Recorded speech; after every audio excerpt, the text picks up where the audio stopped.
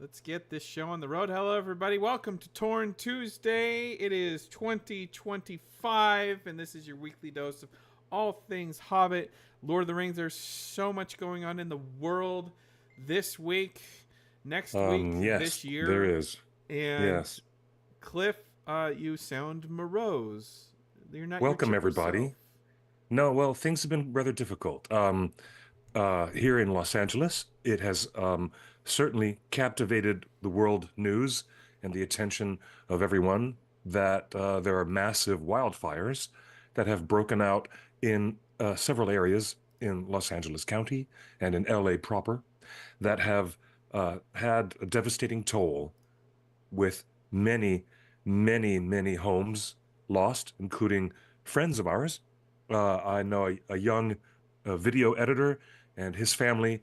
They got a beautiful new house right before COVID broke out, right over there in Altadena, and their house is gone from the Eaton fires. And the Palisades fires have been equally devastating, if not more so, covering an area that is 3 times the size of Miami, across the mountains and the hillsides.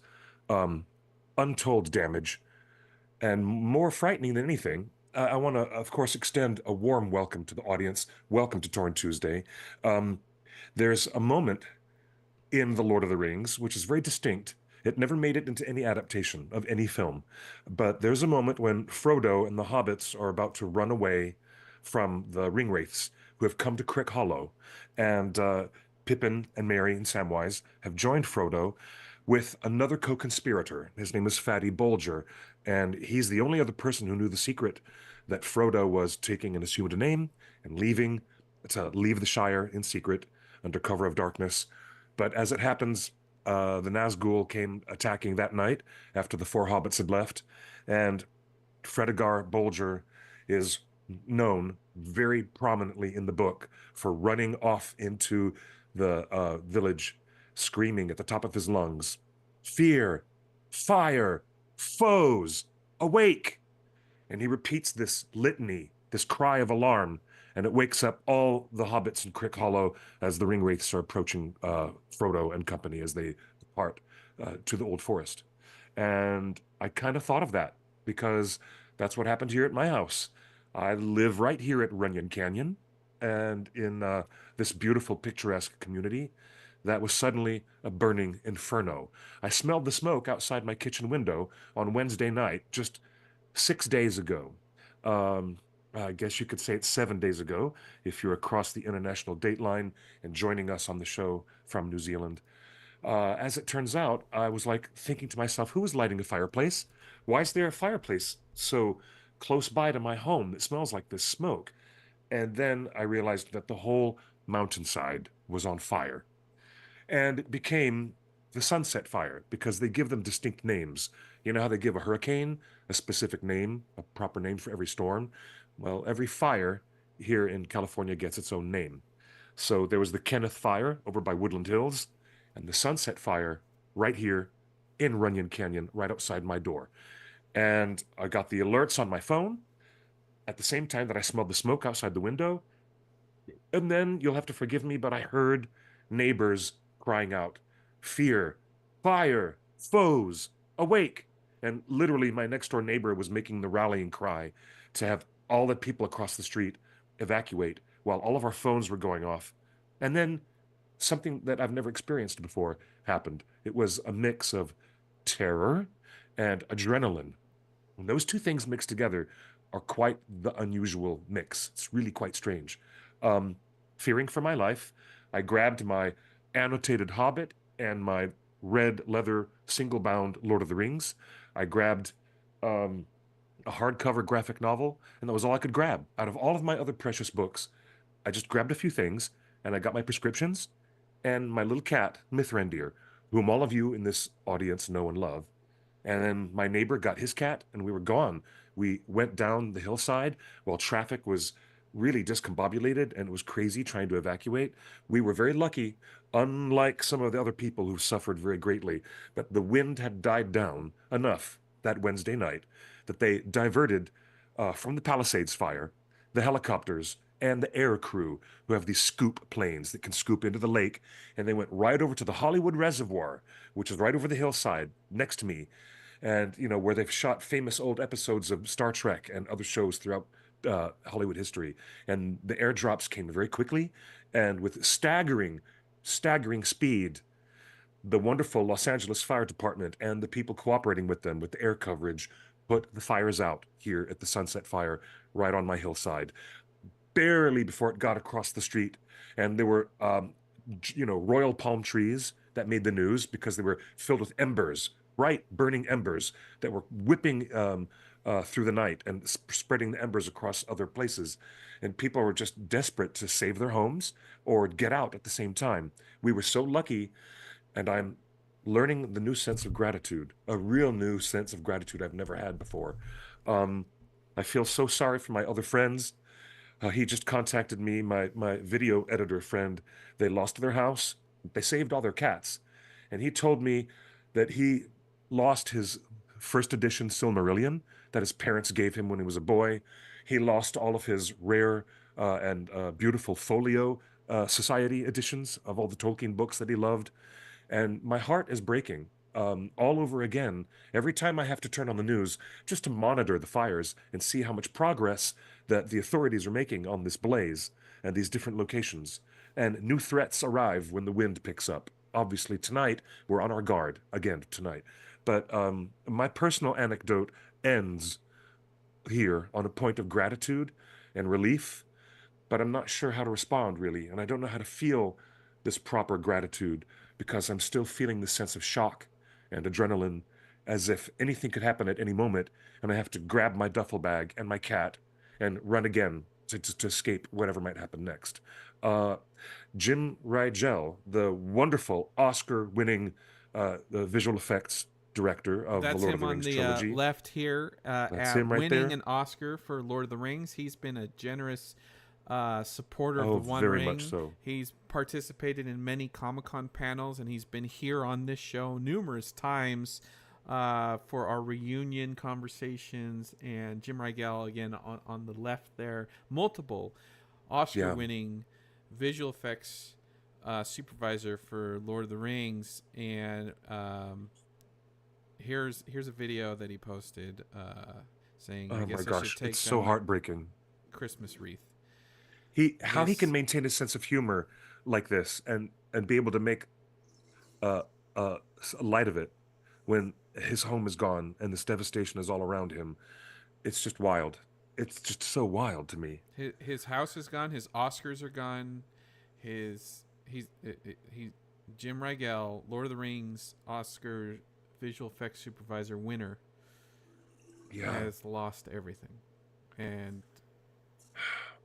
I feel so lucky and grateful, but I don't know if that's the right perspective. I'm not just this is an astronomical chance of having made it through without our neighborhood being burned to the ground in the same way that happened to Jim Rigel and my other friends, so many friends of mine who've lost everything. Um, so uh, I don't know. Maybe it's survivor's guilt. Maybe it's a sense of what can I do now to make things better to ease my mind. And I've decided I'm going to advocate for everyone to take a look at the Pasadena Humane Society. They need cash donations and they need fosters, people who can foster care for a dog or a cat for a temporary amount of time. Really, really, guys, if you do any Googling online and look for some way you can help, look up Pasadena Humane Society and see if you can donate directly to them. They don't need physical donations. They don't need blankets or dog beds or cat water bowls anymore. They've got enough physical donations. They've said they really need foster care people to help foster these animals, many of whom separated in the sudden urgency of these evacuations, separated from their guardians. And these fur babies need love and need someone to help take care of them for a while. And I might not be able to help a lot, but I think I'm really thinking about fostering another kitty cat for a while, or maybe a medium-sized dog. I think I can handle that here in this apartment. But the nightmare continues. The worst fires are being partially contained by the authorities, And I pray, and I'm like I said on Facebook, I'm not a very prayerful man, but I have offered such sincere prayers in my heart and in my mind all day, all night for these other people who are still evacuated and still don't have homes to come back to. And I am one of the luckiest people on earth. It's as lucky as getting a Powerball lottery ticket. That the wind was that quiet, Justin. Amazing, really, that the wind was quiet enough last Wednesday night that the helicopters so successfully came in and did these aggressive water drops on the fire on the hillside. And not Right? to I mean, put too fine it's a crazy. point, Cliff, I was watching the maps. You texted me as soon as you evacuated. I appreciate the text you got out before gridlock absolutely locked everybody in their cars. Some people just walked away Yes. from their car because they were so scared. They just left their car in the middle of the street and Oh just yes, they abandoned ran. their car. Yeah. Um, but not to put too fine a point on it, folks, but I was following from afar. I was following the fire map. Luckily, we have amazing technology that you can see exactly where the fires are, where the front line is. And It's folks, fire.ca.gov. It's your one-stop shop. Fire.ca.gov has so much detail for each fire in all locations in the state. Check it out. folks, the fire line for this fire above Hollywood last week, the closest it got to structures was Cliff's actual street. Yes. You Yep. were on the street that would have burned first. Yes, I am on the street that would have burned first. The That's the how close it was. We're talking less than 1,000 feet away the from brush. building across the street from us, one of the oldest structures in Hollywood, is the Kodak family home. Huge property. Sounds familiar? Yes, because it was the name of the family that created Kodak film. And therefore they had the greatest enterprise of making films here through Hollywood's heyday before everything went digital. Thank you, George Lucas. But that house across the street is a tinderbox waiting to go up. Lucille Ball's old house is on my opposite corner on Gardner, and multiple Grammy winner singer songwriter Sheryl Crow also evacuated from the very top of Vista Street. All of these people evacuated, and all of their properties saved by the hair's breadth of luck, literally on my street. I can't tell you what it's like to think, oh my gosh, there's so many other things I should have gotten. I mean, I was smart enough to grab my passport, my birth certificate, my wedding ceremony book, and my laptop, and the cat, and my And your medications, copy of Lord of the Rings. Good work, and my man. copy, my autographed copy that's fully autographed by all the cast and crew, and Howard Shore, and Elijah and Peter Jackson and everybody. I grabbed my things, and then I realized an hour later, after I had evacuated to Silver Lake, there was more that I wanted to grab. I had pre-prepared boxes of precious books, comics, and graphic novels, and they're in these long plastic storage boxes, the really shallow ones that slide right underneath your bed. Perfect storage, but I'd forgotten all those boxes. And my best friend who evacuated me agreed to come back into the Hollywood area. When I left and evacuated at 6:30, came back to grab another set of all my boxes of books at 10:30 p.m. And Justin, you wouldn't believe it. In that 4 hours of time, they had put the fires out on my hillside. And I still grabbed all of my book collections in the storage boxes, and the authorities did not stop us from going in and out of the property. It was wild. The very next morning, I got the 7:30 a.m. wake up call. Your evacuation order is lifted. You're allowed to go back into your neighborhood. And that's what everybody in the Palisades fire and in the Eaton fire over in the Altadena area, that's the one thing that they're most hoping and praying for, is that they'll get these evacuation orders lifted after the fires are really put out and put under control, and the people can go back and see what has happened. I was very, very, very lucky You were to be the able to go back into closest. my You were home. as It close. was insane. It was your street. I'm not even joking. It was your street. Yeah, it wasn't my street.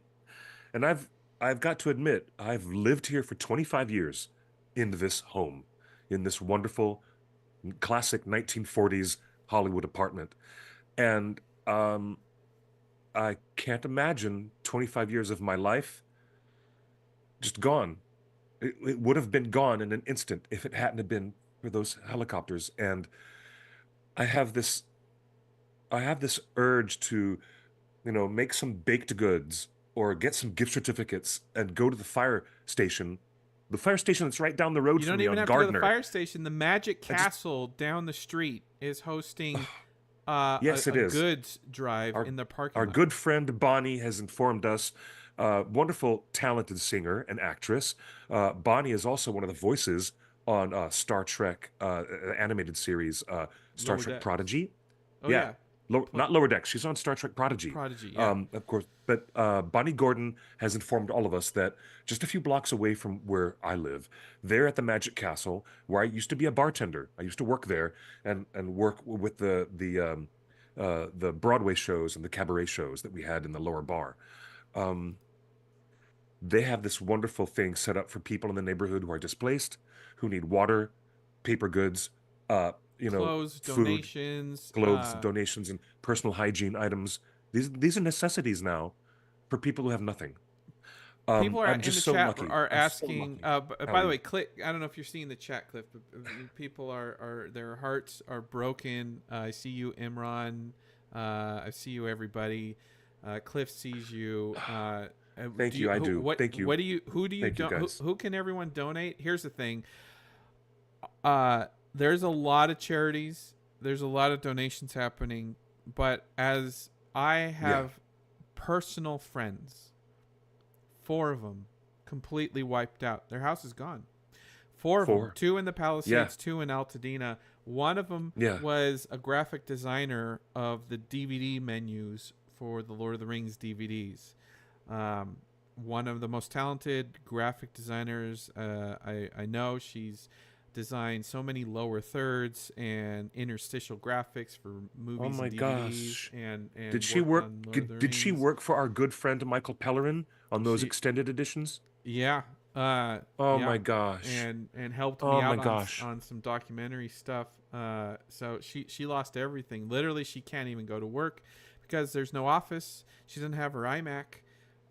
There's nothing to go back to. These people have lost everything. There's literally Insane. they It's can go insane. stay at a friend's house or a family's house, or she's in an Airbnb right now for a couple weeks, but there's nothing to go back to. There's nothing to even rescue. There's nothing to collect. Yeah. There is nothing except uh and you guys know how how long insurance takes to pay out. We're talking 30 days, 90 days, maybe a year to get any money because of just all the paperwork, insurance forms. So they're every single family, even if they're well off or not. Obviously, she lived in the Palisades. A few people lived in the Palisades. I mean, it's a not inexpensive area of LA, but without any income, without any way of making income because they don't have their computers, and without a house, they need GoFundMe's. And most of them have set up GoFundMe's. Their friends and family have set up GoFundMe's. If you see a GoFundMe, that's actually probably the best way to help anybody out right now. And you're going to see thousands of GoFundMe's come up. All of them are Yeah. valid. But, as I was talking to other friends who have spare rooms in their houses and things like that, sometimes my friend in Santa Monica, two giant dogs ended up in his front yard from the Oh, Palisades. He has no idea who their owners are. They had no tags. They obviously were well they taken care of. They're big, yeah. expensive dogs. They might And be chipped, and you wouldn't find out later he, unless you went to the veterinarian, and the veterinarian would he, inspect and say, he, "Yeah, there are microchips he inside the doesn't have a dogs." car big enough for these dogs. He Yeah. doesn't have a house big enough. He doesn't have he doesn't have the capability of taking care of big dogs. I mean, he's feeding them water from the garden hose, with whatever bowls he has. But that's just one thing of like even everybody that wants to help and it's a lot of pressure, emotional pressure, even if you have a spare room or a spare bed or a backyard, it's like it's a lot also to ask of people going through their own stresses of life. You know, we're Yeah. right after Christmas. It's the beginning of the year. Times are tough. Everyone's emotionally exhausted, and it's just extra. You know, when you have giant horses and donkeys and giant dogs and everything around, and people who all need places to stay, and there just isn't enough. So I personally recommend GoFundMe's for anybody that you're connected to or tangentially connected to. GoFundMe's are the best way to help out right now, because it's going to take 30, Yes. 60, 90 days for anybody to get cash, enough money to even afford a hotel or rent a room or find an apartment to live in for the next 2 or 3 years while they rebuild, or find a new house or get paid out. People need money right now because they literally have nothing. So, it's a tough thing, Cliff, and I'm reminded of the end of Lord of the Rings when the four hobbits return to Hobbiton. And in the movies, Frodo gives an epic speech, voiceover. You know, how do you return to a normal life? They've changed. Yeah. And these people, their lives have Yeah. changed. Do you go Yes. back to your life? If your house is gone and all your belongings are gone, I know a lot of empty nesters of my parents' age. Their kids have moved out, but they never moved houses because they had so much memories and so much stuff from their kids growing up in their family home. Well, with no memories, no nothing, do they even live in the same area anymore? Or do they move somewhere else? Or do they move to Colorado? Or do they find their forever home or their retirement The- community? I don't know. There's some areas so badly destroyed by the fires that there's no infrastructure. There's no city utilities. There's no electricity, water, or any of the basics that an infrastructure would have to support a community to rebuild. Even at that point, they have decisions to make about whether there's going to be anything there for quite a while for them to rebuild if they should choose to do that. I see Churches, trucks on the theaters, freeway this shops, morning. all gone. I saw 6 trucks in a row carrying giant wooden poles, electrical poles, heading toward the Palisades. So the companies, infrastructure, they're moving fast to get electricity poles back up, to get things moving, to get cell service going. Things are happening. And Yeah. my final point to our viewers, because we got a lot of Lord of the Rings news to talk about today. There are a lot of bad faith voices that are trying to keep us angry at each other when this is a human tragedy. This is a nature tragedy. These are all themes that Tolkien writes about when Mother Nature, when the earth itself fights back.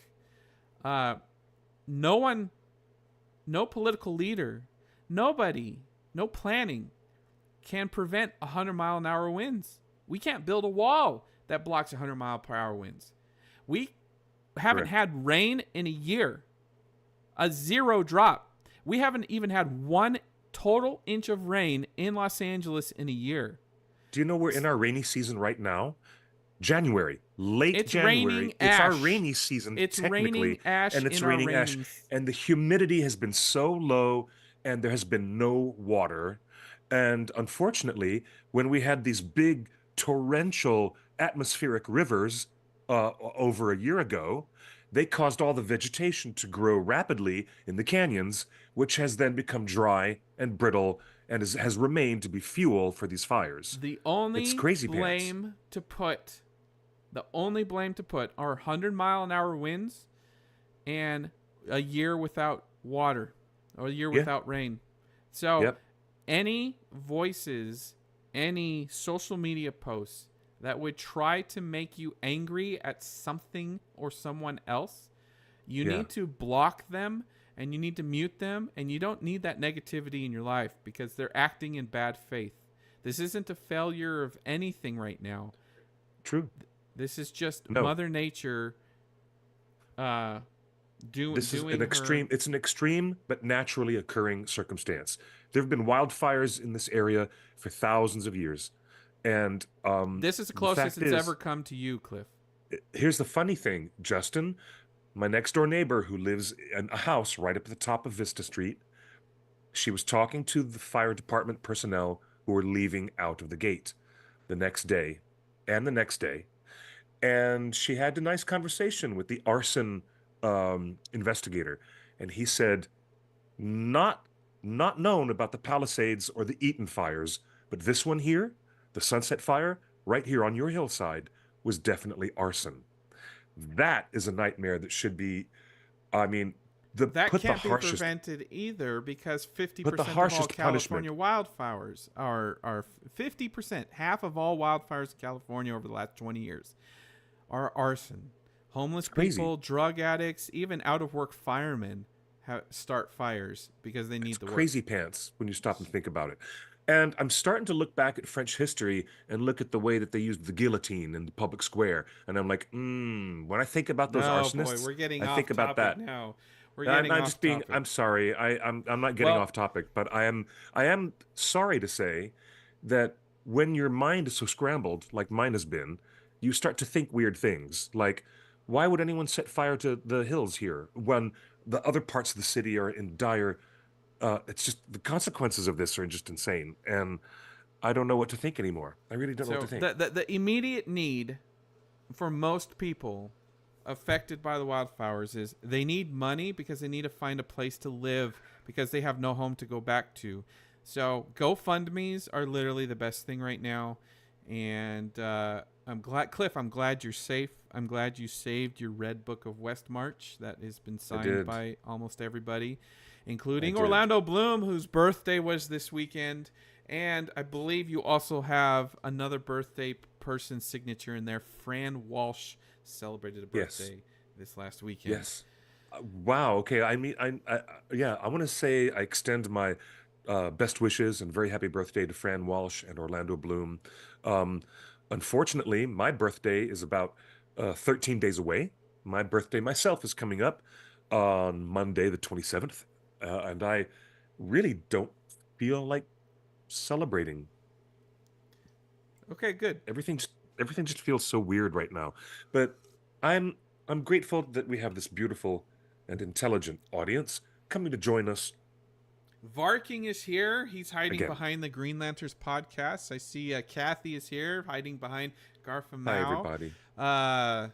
And Cliff, I also I just have to say we're not going to talk about this, but I do want to point out that I've seen your bookshelf, and I'm happy that when you were running for safety, you only grabbed Tolkien and you did not grab any of your Sandmans or any of the Neil Gaiman for different reasons. No, I don't want to talk about that. They say never meet your heroes.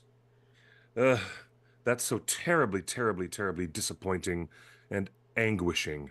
Um, But you think anyway, moving on. We've got you know a good person. news. The War of the Rohirrim is now available on pre-order for the Steelbook 4K. This is the Amazon page. Just look for Lord of the Rings War of the Rohirrim 4K Ultra Steelbook, or just look for Rohirrim Steelbook. That's the easiest way to search for it. This is, of course, the War of the Rohirrim giant mug. It's as big as my face. Wow. That is tasty. Hello, it's the wonder of Tolkien. Hello, welcome to the show. Wonderful it's great to have everyone here in the chat. In the chat, Cliff is safe. So people are putting it in their pre-orders. I believe that went live today on Amazon and other DVD sellers. It is $50.99 for the Steelbook edition. Wow. Does it say if it includes anything? Now, Monica has asked, what is a steelbook? There's a certain type of packaging. It's about the packaging it's a metal for the Blu-ray. case. Yeah, it's It's a metal metal case. case. Instead of being in a plastic case, it's in a metal case, and it's usually a collector's item. Yeah. Thanks, I don't have James. any close-ups of it, but it's a beautiful exclusive artwork. It's probably my favorite key art of the whole Rohirrim campaign, of Hera silhouetted against a big shot of her father, and just wonderful detailed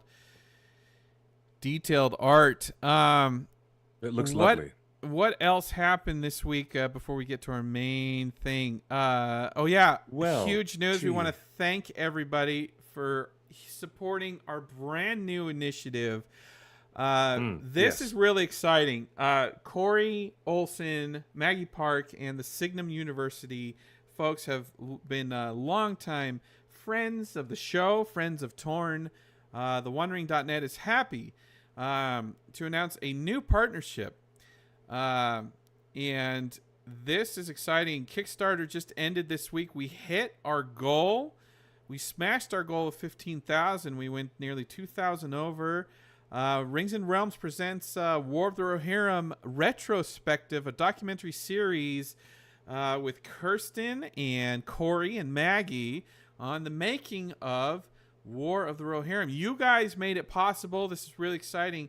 One of the reasons we wanted to get together with Signum University and Rings and Realms is, Cliff, I believe like you got started at the One Ring all those years ago around green books, which used to be our high level kind of area of the website. It was an online literary magazine. Green Books, It was. the One Ring Green Books was was scholarship. literary discussion and scholarship and guest authors and scholars and interviews and a wildly popular Q&A section. One of the biggest things about Green Books, aside from the scholarly articles from many contributors, was the Q&A section. People would email the experts at the OneRing.net scholarship team and ask them, what is this about this character or this situation that I don't quite understand in Tolkien? And we would try to decipher the thing and explain it to them with the Q&A section. In a very scholarly way. And, you know, over the years, and I take some responsibility for this because I'm more entertainment focused, but, you know, we haven't had much content that aligns with that old Green Books scholarly approach to conversation and examination. And lucky for us, Corey Olson, the Tolkien professor, has stepped up in the community of Tolkien fans to fulfill that kind of void of scholarly. I mean, he does 5-hour live streams every week about single pages of the books. I mean, that's why Stephen Colbert calls Tolkien professor one of his favorite people on the internet. So Yes. the One Ring partnered with the Tolkien professor, and we're really excited that it seems like you guys, the fans, are craving this content. We knew that you guys have been craving it, and we're finding a way to make new scholarly content accessible to everybody else, and we really appreciate everybody's support on it. And if you go to their YouTube, Rings and Realms on YouTube, and the One Ring, of course, has shared some stuff on our Instagram. We've got teases of some of the conversations and interviews that the team has been doing. So again, this show here, Torn Tuesday, we try to bring you the latest news and the latest gossip. That is going to be focused on scholarly examination of the lore and the production of War of the Rohirrim. And Cliff, it's a return to form, right? Cliff, it just feels right, you know. And Tolkien professor has really stepped up to kind of be that person in the community. So we're really happy that he's helping us, and we're helping him produce this together. So thank you all for your support. What else we got going on? We talked about the Steelbook. Some other news. This was interesting, Cliff. Ringerverse. Our friends at the Ringerverse, of course, Joanna Robinson is responsible for the Vanity Fair preview of Rings of Power a couple years ago. they had a um, big post today, and I want to get your feedback on one of their podcasts. They did a fan recast, a black recast of Lord of the Rings. Oh, that sounds fun. That sounds cool. That sounds really, really fun. And I haven't seen this. I kind of agree with it. Let me just bring it up full screen. Take the chat off the screen. So they say Justice Smith is Frodo. Oh, right on. He was most recently lauded in his role. I believe I can see the TV glow. Was the movie right? Yep, and a lot of people know him from Dungeons and Dragons: Honor Among Thieves, and believe it or not, Detective Pikachu. He was the human being who was the male Yeah, lead that's opposite right. Pikachu in Detective Pikachu. He's hella good. He's really fun. He'd be a great Frodo. Fantastic Frodo. Justice Smith, I agree. Yeah. Lil Rel as Samwise. You know him from Get Out and Harold and the Purple Crayon, which nobody saw. But most people will have seen Get Out. And let's see, Gandalf, Denzel Washington. Oh, wow. That's a great fan casting. Denzel as Gandalf. You know what? Considering the way that Denzel Washington was chewing the scenery in Gladiator 2, he was the only thing worth watching in Gladiator 2. Just being honest with everyone. Sorry. No spoilers, but that man was chewing up the scenery, and it was great to watch. I can imagine him being so good as Gandalf. That'd be really fun. The chat Oh my room gosh. is exploding with excitement over Lupita Nyong'o as Arwen. I agree. Oh, beautiful. I love her so much. She is beautiful. She is Oh, so ethereal. beautiful. She represents everything that Arwen does, and she's just a badass. Galadriel, Tracy Ellis Ross. Where would we have seen Tracy Ellis Ross? She is in Blackish. And, Oh, yeah. That's a fun show. That's a fun show. I like it. Not too familiar, but that's great. Elrond, Don Cheadle. No way. Oh my God, that would be so Don great. Cheadle as Elrond. That would be so great to have Don Cheadle as Elrond. He's kind of got that attitude. I could see him doing that. That'd be hilarious. This casting is fantastic. I love this. They really thought really this fun. out. Clark Peters, he was most recently in The Five Bloods, which is one of my favorite movies of the pandemic. It was a Spike Lee movie about Vietnam War vets dealing with their past trauma. Clark Peters was also in The Wire. You might have seen him in there. So Clark Peters as Bilbo, old Bilbo. That's interesting. Lakeith Stanfield from Apple Valley, California. I've actually saw him locally. I actually saw him at the bar over Christmas break. Lakeith Stanfield is Gollum. You'll know Lakeith Stanfield from Atlanta and so many other movies. I do like him as Gollum. Cliff, Delroy Lindo as Saruman. I love that. Delroy Lindo would be so perfect in that role. I have never given this thought to this degree. And of course, that shows my ridiculous, lack of imagination, if anything. But I am really, really keen to talk about Idris Elba as Boromir. That's such a cool idea. Such a cool idea. Talk to me about that. I'm not sold on Idris Elba as Boromir. Why does that make sense?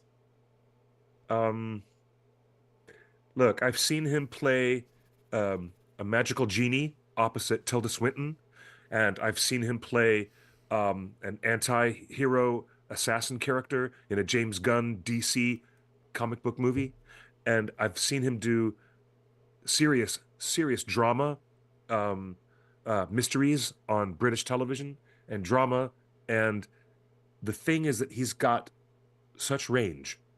However, his specialty is this very serious. He's got this seriousness about him. Even when he's playing comedy, he's got this seriousness about him. And Boromir has that quality of Idris Elba uber was seriousness. Heimdall in the Thor movies. Yes, he was. Yeah.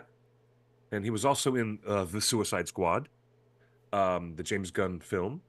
And look at Jordan. Hello, Jordan. Good to have you, Jordan Ellis Reynolds. Jordan Reynolds of Long Expected Soundscape is with us in the chat. I He said agree that with the Idris in chat. Hijacked was good. Yes, very good.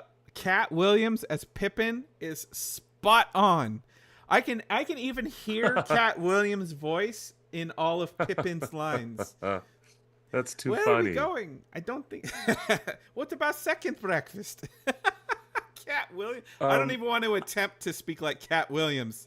But, So I appreciate that Kate in the chat has said, um, where is our boy Ismael Cruz Cordova? Why is he not on this list? But he's already playing, this is a black in the recast. second Ismael age. Cruz Cordova is Puerto Rican, if we're going to get technical. But Mary is Kevin Hart. He's the right height. Oh, shade. You're shady. Saying that Kevin Hart is already Hobbit height? Is that what you're trying to say? Come on. Reggie Come on. Jean Page. Is that the guy from Interview with the Vampire? Or is that the guy from Bridgerton? Who? Yeah, he's the guy from Bridgerton as Legolas. Roger Jean Page? No, he's not in Interview with the Vampire. He's totally the Bridgerton dude. He is the Bridgerton high dude. cheekbones, the high cheekbones for Legolas. I mean, it's actually, I think it's, his eyebrows. I mean, we've got a thing about, Lee Pace and his eyebrows. You could certainly, you can give those eyebrows a run for your money, Lee Pace. Those eyebrows are coming for you, Lee Pace. That's some serious eyebrows right Legolas right there. I could buy that. I can buy great. that as Legolas. Yeah. Oh, and well, it looks like, thank you for the cast reminder. Laswen is very kind enough to remind us that he was also in Dungeons and Dragons: Honor Among Thieves. So this fan casting here has two people from our favorite fantasy adventure comedy film of the past couple of years. Winston Duke as Gimli. You'll remember Winston Duke from. Oh my gosh, yes. He was the Snow King in Black Panther. He's the king of the guys that live up in the snowy mountains. Winston Duke. He's so cool. He plays M'Baku. M'Baku. Yes. Yep. The character's That's name is M'Baku. Perfect as Gimli. Perfect as Gimli. Yep. Great Cliff, choice. That's Aragorn. awesome. This is really fun. This is Aragorn so fun. is Michael B. Jordan from Creed. Do you agree? Oh, Michael B. Jordan? Yeah, come on now. Killmonger as your Aragorn? That is totally badass. That is totally badass. There's nothing that Michael B. Jordan can't do. I think he's awesome. And he would probably swing those doors open in the Two Towers, and everybody else would just swoon. We would all melt in the theaters. It's so good. This is really fun. This is very really fun fan casting. I Very love fun. this. Shout out to Ringerverse, Joanna Robinson. Yeah. You guys did awesome on this cast of Lord of the Rings. In fact, I know I hate to say, I know you guys hate AI. I don't. I'd love to see AI do some of this and just to see it in action. I don't know. Jeffrey Wright as Elrond, says the chat room. Oh, you know what? Yeah, Jeffrey Wright is a brilliant casting for Elrond. He's got the same hairline as Hugo Weaving. I would put Jeffrey Wright as Denethor. But Denethor is not listed on this fan casting. I would. I like the idea of Jeffrey Wright as Denethor. Good Jordan Reynolds. And Garth, our faithful Torrhen staffer, Garth Emau, has suggested that Daniel Kaluuya for Faramir. What an excellent idea. Great. You guys are way more creative than yeah. I have been. Faramir? As Faramir? Yeah. Daniel Kaluuya as Faramir. That'd be great. Yeah. Yeah, I see it. I see it. I see the yeah, vision. Totally. This is great. I love Justice fun. Smith. Justice Smith is an incredible actor. He was amazing, and I saw the TV Glow. He was amazing in Jurassic World 2. He was amazing. Yep. He's amazing in everything. He even redeemed Detective Pikachu. So yeah. And the guy from Bridgerton as Legolas, that's inspired. Fantastic casting. That's great. Moving on. Another Instagram post I came across. Cliff, this is interesting. So a little spoiler alert. He is in the new Alien movie, which is now on Disney Plus. Ian Holm, the ghost of Ian Holm, is in the new Let us know. Alien Romulus movie. Yes. So check this The out. Alien Romulus director has confirmed that the version of Ian Holm we see in the home release of the film is an improved version of what we got in the theater, and weirdly enough, it's thanks to Bilbo Baggins from the Lord of the Rings movies. When Alien Romulus was initially released, reactions to seeing a CGI recreation of Ash from the first Alien movie were pretty mixed. And in a recent interview with Empire, director Fede Alvarez stated that he wasn't satisfied with the original version that was released in theaters. He said, quote, "We just ran out of time in post-production to get it right. So for people that react negatively, I don't blame them." Alvarez convinced the studio to spend more money to clean it up for the home release, and this is the result. The recreation was made using a mix of puppetry and CGI, and although a face cast of Holm wasn't made at the time of the original Alien, the special effects team found one that was made from his time in Lord of the Rings when he played Bilbo Baggins. What do you think of the improved version of Ash and Alien Romulus? Let us know. Cliff, how cool is that? That's interesting. Well, they brought back Moff Gideon, and they brought back young Princess Leia, and they brought back Bilbo. But of course, he's not Bilbo. He's But the fact is that Peter Jackson and Weta Workshop and Richard Taylor's team, because they both worked at the forefront of digital technology, doing digital scans of all the actors for digital stunt doubles, and they also did practical face masks of all of the actors for the prosthetics and everything, right? Because they had to make old Bilbo. Remember old Bilbo at the end of Return of the King? That was prosthetics. So they had actual face masks of Ian Holm that is now being used to bring back him as an actor in another franchise. How cool is that? I know we talk a lot about whether it's worth bringing back dead actors, and I think that we're going to continue to have conversations about that with Christopher Lee as Saruman in these new movies. And other stuff. So it's an ongoing conversation. Cliff, I'm not fully up to speed on what the fan conversation has been on whether this is morally okay, but they had the full sign off of the family and the estate of Ian Holm. They did, and sure Ian did. Holm's family was fully on board with this. It made sense in context of the movie. It's the same robot that they discover, and as we all know, Ian Holm purposely came out of retirement to make sure that his final screen performance of his illustrious career was as Bilbo in the Hobbit movies. He ended his career as Bilbo. Yep, in the Hobbit movies. And indeed he did. So I do like this. I do like this use of technology. If the estate has approved, I've got no problems with it. It's really cool, and it's not really doing any disservice to the original work that he did in Ridley Scott's very first Alien film from the 70s. Well, here's the next question I have for you, Cliff, and I want to detract ask at all from his the earlier chat room, yes or no? Hunt for Gollum is confirmed to occur right after Bilbo's birthday party? Should they use the same technology that they used on Alien Romulus to bring back Ian Holm as Bilbo in Hunt for Gollum? Oh, no, that's tricky. Tricky. Why is it tricky?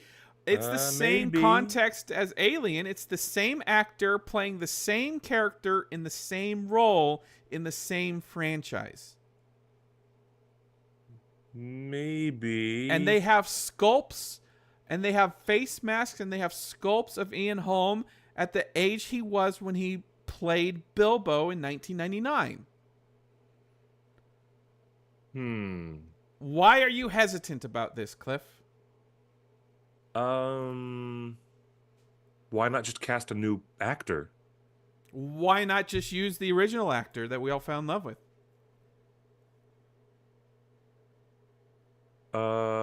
Honestly, if you have Viggo I'm Mortensen leaning- returning, if you have Orlando Bloom returning, Ian McKellen returning, Andy Serkis returning, what's your hesitation? Because I don't know. They did it I well. don't know. Did you see this Garth movie? is asking a good question. Like, why would his birthday party even be in the film, The Hunt for Gollum? Or would I'm they not saying his recreate it? birthday party. Gandalf might stumble upon Bilbo at some time. Remember, Bilbo goes to Rivendell before Frodo. So there's quite a possibility that Gandalf and Aragorn and Orlando, Legolas, talk to Bilbo in Rivendell before. I don't know. I don't know where the story's going in the movie, but I do know that the time frame matches. So why are you not okay? Why are you hesitant about bringing back Ian Holm? Because they just did it.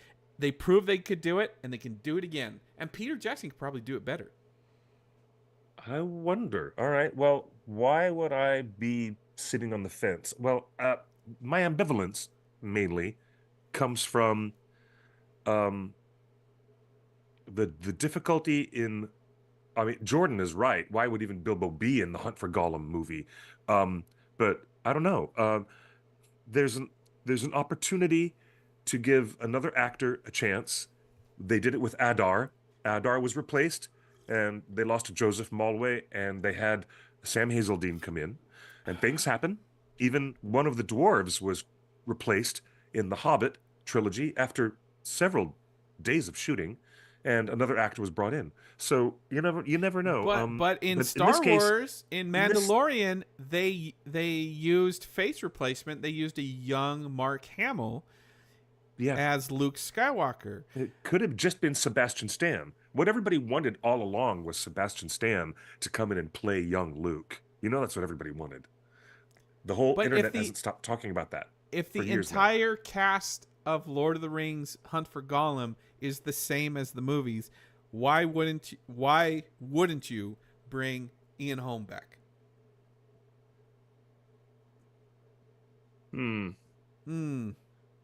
Well, you know what? Let's just admit Why not hire a new actor and then do face replacement with Ian Holm? If they could perfect it, I don't know. That's what they did with Luke Skywalker. If they perfected it, Katie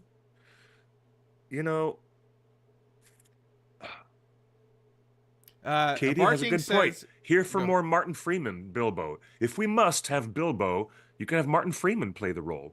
Varking says, don't give the audience reasons to bash the film. True. Is bringing back a digital Ian Holm a reason to bash the film if it's done well? We've got an older Martin Freeman now, do we not? He is older now. So why not just bring in older Martin Freeman? I'll settle on that. The reason why I was so hesitant at first, and you'll have to forgive me, I'm not very clear-headed these days. It might be the smoke still lingering in the air around this place. But it's more like if they're going to bring Viggo in for the Hunt for Gollum, they're going to have to do the de-aging type of CGI work that they did on Days of Future Past, right? They did on Orlando Bloom in the Hobbit movie. what kind of de-aging did they do on Orlando in the Hobbit movie? Let's talk about that. Let's Because talk about how much more they need to do. I know. I mean, this is an interesting subject of discussion. Um, there's, you know, I guess instead of us being taken out of the film, and the audience would be constantly taken out of the film by, oh, look, they just did CG on that, and that's what people have I complained was about not since the taken X-Men out tried of the it. film. I watched this And movie last night. I was not taken out of the film by Ian Holmes' digital. I wasn't taken out of the replacement. film because I knew it was a robot. And in that context of Alien Romulus, this character is an android. Okay? You can totally recognize that this character would still look like this. He's an android. So Bilbo would it's still okay. look like that. That's what I'm saying. Bilbo would still look like that because the movie I don't takes know, place man. right after Bilbo's birthday party between the Council of Elrond, Bilbo's birthday party and the Council of Elrond. Supposedly That's right, that's Paul. when the I movie need some takes de-aging place. too. Okay, what do you think? Let's talk to the chat. Anonymous Girl is correct in saying that the de-aging in the Hobbit films for Legolas was awful. I just thought that they put some soft lenses on the film. You know, The like Golden when they used to. Girls. Well, Sybil Shepherd, in Moonlighting. Every time Yeah. you watch an old episode of Every Moonlighting, K-pop you stan video. you look at Bruce Willis and he's very clear, and you look at Sybil Shepherd and they put some Vaseline on the camera lens to make it look all soft and shimmery around her. They did that all the time. It's We like should think I about. thought that's what they did to Legolas. Really, was put We the should think Vaseline about on the lens. doing It's hilarious. an actual poll with the fans on whether we'd be okay with digital Ian Holm. We should do being an brought official back. poll. Yes. Because I I agree with get Cliff. Do you think Peter Jackson and his producers are having the same conversation? And do you think they're having the same art debates that we are right now? Yeah, they're having these conversations right now. 100%. Especially as characters are being written into place that will be in the hunt for Gollum, and they're actually thinking, "Holy sugar, how are we gonna recreate these characters?" And I know Andy they're having these Serkis is conversations. directing, and he has stated publicly he's not afraid of digital, he's not afraid of AI, he's not afraid of de-aging, and he's directing the movie. True. I True. guarantee you they're having conversations about this now. So maybe His previous direction of Mowgli, the Jungle Book movie, Yeah. was a great exercise in motion capture. And in any point you're talking about Andy Serkis and his work in films, with the exception of The Prestige and The Batman, when you're talking about Andy Serkis, you're usually talking about digital work around motion capture, around his performance. So he's used to that more than anybody in Hollywood. I'm pretty More sure than Andy anyone, Serkis is used to that more than yeah. anyone. So of all movies, So I get it makes creative sense to use digital Ian Holm. It makes narrative sense to use digital Ian Holm. They actually probably have the best technology to recreate digital Ian Holm. The timeline No. of the movie makes sense to Maybe- have Ian Holm at that age. I think they should focus on other characters. I'm going to completely 100% counterpoint you, Justin. I'm sorry to do this, but I'm going to back up everybody in the live chat. Everyone is correct that let's just use Martin Freeman for this version of Bilbo. It makes perfect sense. And they can have the CGI and this difficult conversation about what process they'll do to de-age mostly Aragorn and Legolas. They will need to worry about de-aging those characters and instead just let Ian Holm and his past performances as Bilbo stand as they were. Digital right? Ian Holm is not fan service. I'm saying that digital Ian Holm is actually more true to the narrative structure of the story and the way they're producing it than anything else. All right, we are undecided. We are still split on this topic, but we're moving on. What else is okay. going on? A Redditor says he went to one of the second episode of WWE Raw on Netflix, and he believes he is the first person to have a boil 'em, mash 'em, stick 'em in a stew, Lord of the Rings sign That's funny. at That's WWE really funny. Raw. But why is that so Famously, funny? That's hilarious. Famously, the producers of Raw, when it was on cable, tried not to have any signs that had movie quotes like this because of copyright issues. So he believes that he is the first fan to have a Lord of the Rings quote in the sign at WWE Raw. We got hilarious. Lord of the Rings fans watching wrestling. That's hilarious. Varking shared this in the Instagram in the Discord this week. Anime industry grew by 14% to a new record high in 2023. This is from the Association of Japanese Animations. This is the Anime Industry Report of 2024. Okay. Both the Japanese and American markets grew. And for the first time, the foreign market overtook the Japanese market, or for the second time since 2002, with 51% of the 51% of the anime market not in Japan. How about that? Course, of course, I don't know why this didn't help War of the Rohirrim. Cliff, is there anything we can learn from War of the Rohirrim? Was it not anime enough? Because look at this chart. No, it was more consumer confusion with the presence of the Amazon Prime TV show. There was consumer confusion about which product was associated with which. That's why. We talked about that a couple weeks ago, didn't we? Interesting. Yeah. So you think the big issue was that the movie and the TV show just came out too soon, too close together? I would say so, very much. I heard people in the audience behind me saying, "So this is the Amazon show, right?"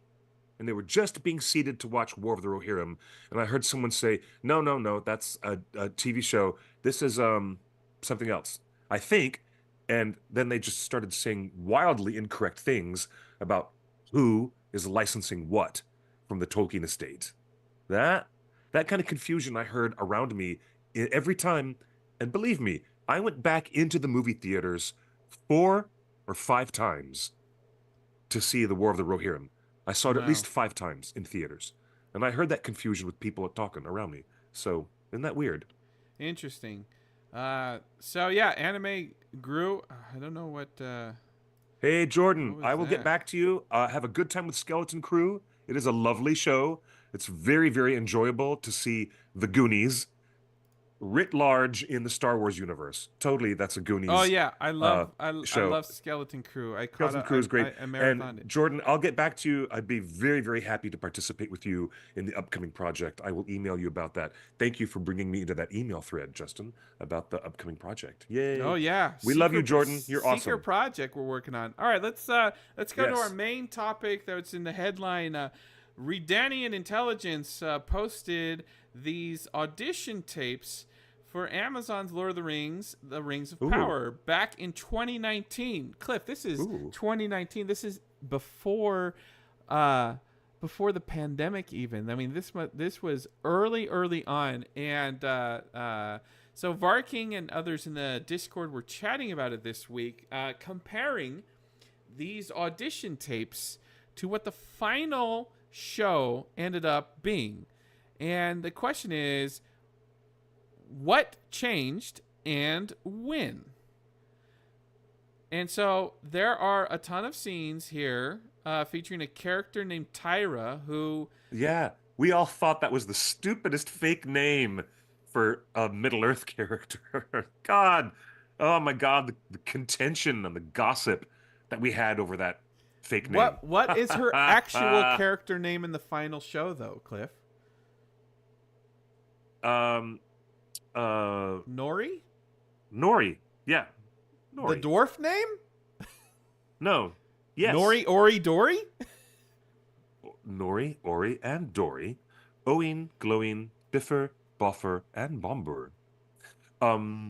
Yeah, but I think her full name, I think Nori is the nickname, but isn't her full name like Eleanor Brandyfoot? Eleanor. Yeah, right, but the show is calling her Nori. The question the first question I have for you, Cliff, is Tyra a better name for a Harfoot than Nori? No, Tyra is not a Middle Earth sounding name at all. It's a real name that real people have in our primary world. It doesn't sound like a name from the secondary world. It doesn't. All right, Sorry. here's the first scene featuring what we know as a Harfoot. Oh my gosh, you actually found this. Okay. It's at All right. Tyra.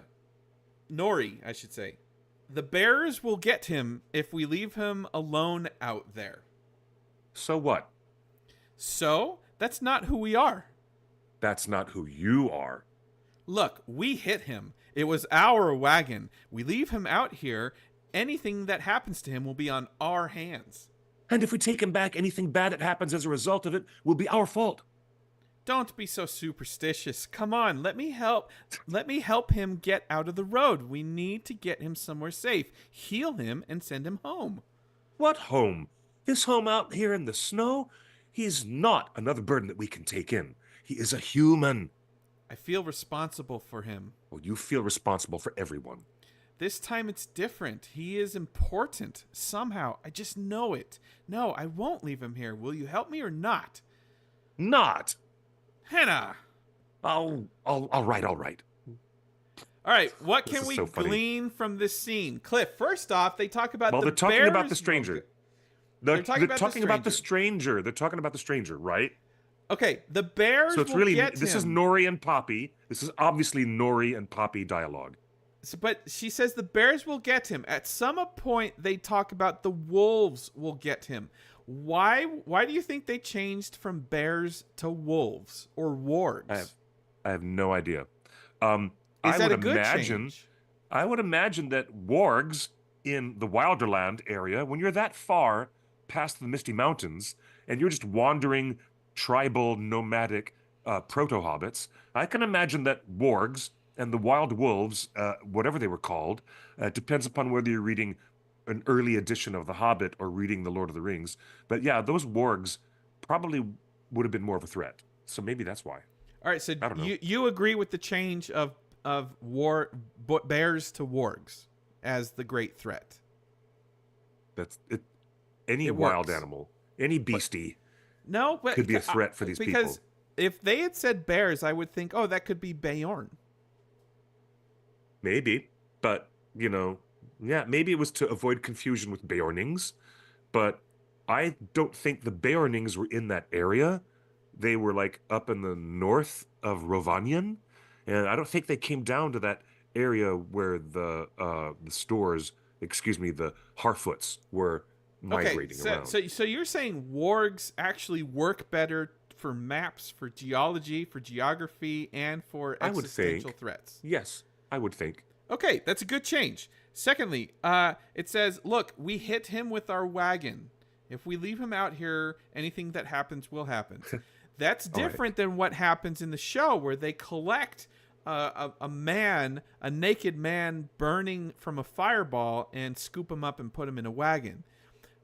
Do you agree with that change? Meteor Man.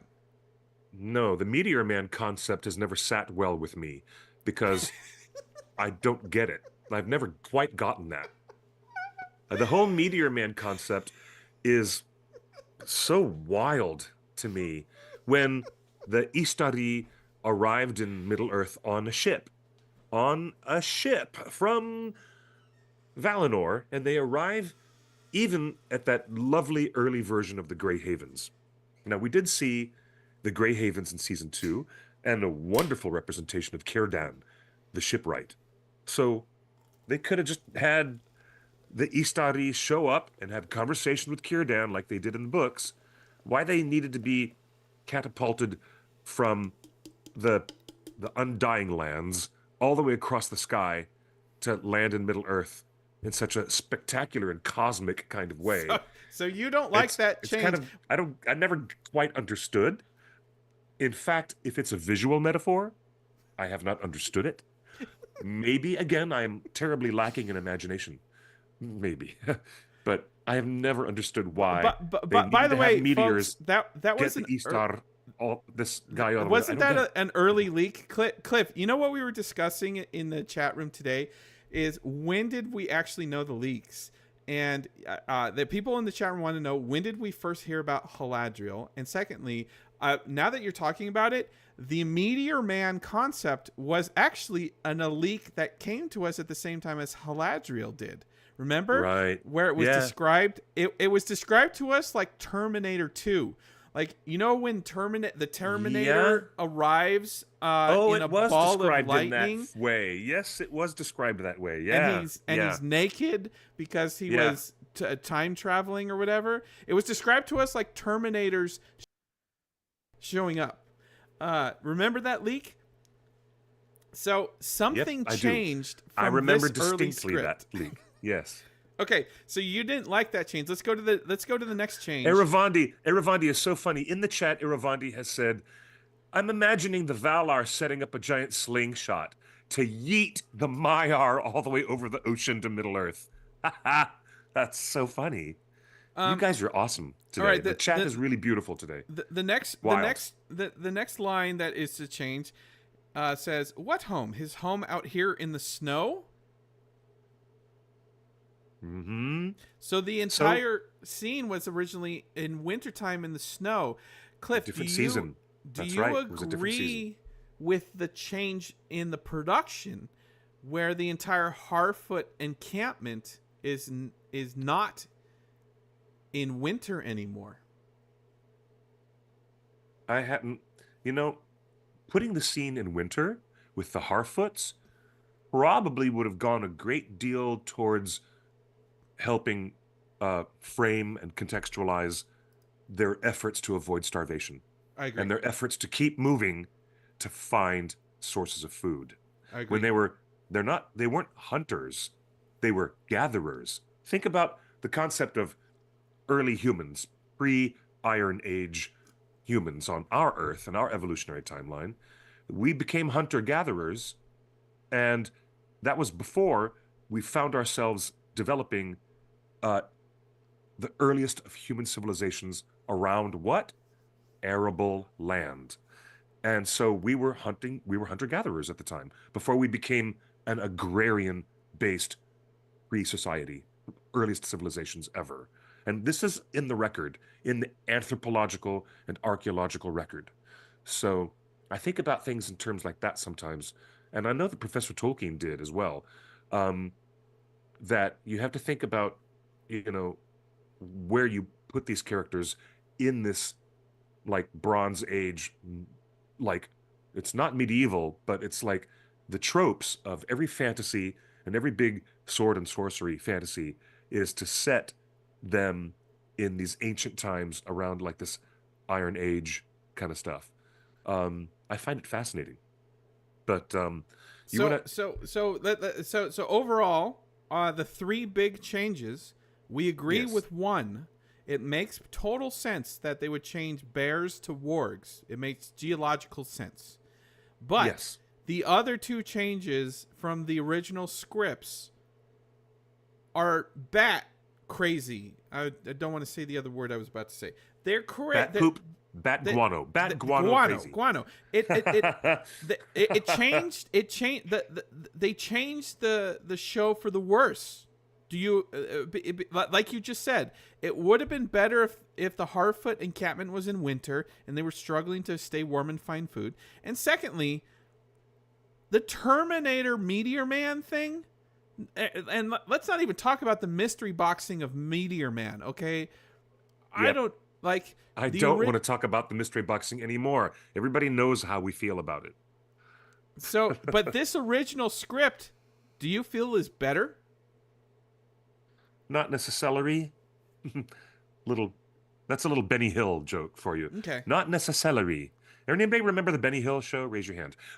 No, this early text is meant for audition purposes.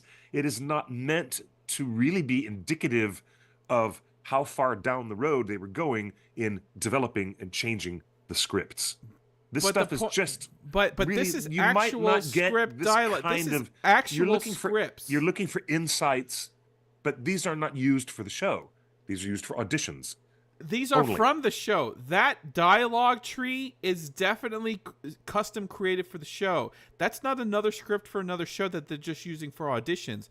A writer wrote those words so actors could audition with actual show language. Mm-hmm. Right. Okay? That's not... You've been to casting auditions, Cliff. Yeah, You sure, know but these that are so they don't radically always... different. This text that we just did of Poppy and Nori was so completely different from what ended up in season 1. Really different.